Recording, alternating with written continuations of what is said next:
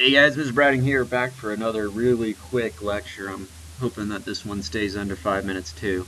So here we are still in the second section of the physics talk for work and power and energy and gravity and all that fun stuff. But this more roller coaster energy, this is actually kind of cool because it's telling you some of the different energy transformations and just simply raising a roller coaster up to the top of the very first hill. So it's just saying that, okay, the roller coaster car is usually raised with electrical energy. Now that electrical energy is transformed into mechanical energy, work. It's pushing the car upward over a distance. And using that energy puts energy into the cart. And something you guys are going to be learning soon is going to be like potential energy. So it's going to raise that cart up, giving it potential energy, and eventually it's going to drop off the other side, and that's when the potential becomes kinetic energy.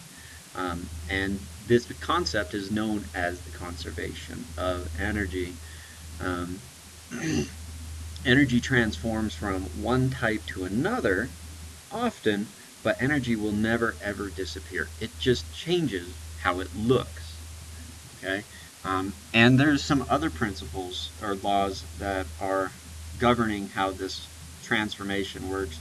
So, for example, first law is of thermodynamics is that when energy transforms, no energy is ever lost. And then another law, second law, is pretty much saying that when energy transforms, it's never ever perfect. And that's what's kind of tough in physics, is that nothing is ever perfect. We never get perfect transformations. What I mean by that is when potential becomes kinetic energy, not 100% of the potential can become kinetic energy. Some of it transforms to kinetic, most of it transforms into kinetic from potential, but a lot of it might also transform into thermal energy, okay, or other types of energy. As it goes over braking roller coaster, we don't really care about that. Power. Power is the big part of this lecture. Power, we just talked about how to calculate for work. Power is simply work divided by time. Power is how fast something uses energy. Okay? How fast something uses energy. Not how much energy something uses. It's how fast energy is used.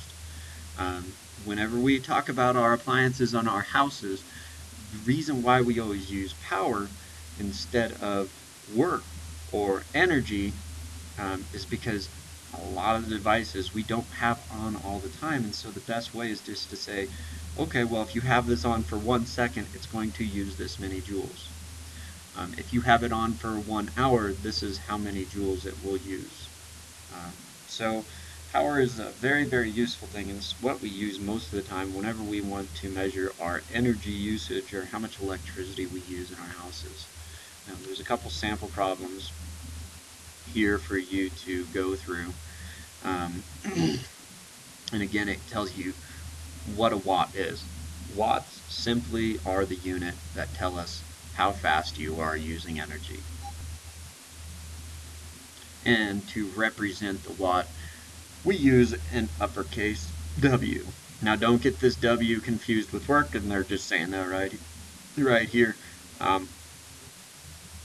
So again, the W is, whenever it's a unit, it's a watt. Whenever it's a variable in an equation, it is work. And that is it for this physics talk, and that is it for the lectures. If you guys have any questions, be sure to write them down. Other than that, I'll see you guys next time.